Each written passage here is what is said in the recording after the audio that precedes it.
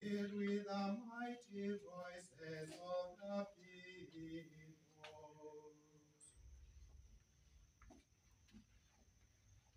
It is truly right and just, with ardent love of mind and heart, and with devoted service of our voice, to acclaim our God invisible, the Almighty Father, and Jesus Christ our Lord, his Son, his only begotten,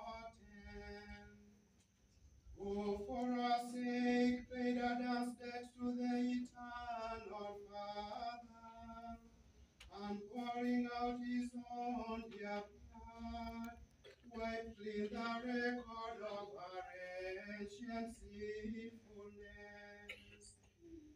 These then are the feast of Passover, in which is slain the Lamb, the one true Lamb, whose blood anoints the doorposts of believers. This is the night when once you led our forebears, Israel's children, from slavery in Egypt, and made them pass dry shod through the Red Sea.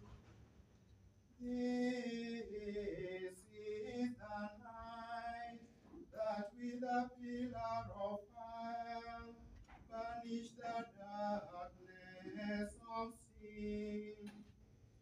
This is the night that even now throughout the world sets Christian believers apart from worldly vices and from the gloom of sin, leading them to grace and joining them to his holy ones. This is the night when Christ broke the prison bars of death and rose victorious from the underworld. Our path would have been no gain had we not been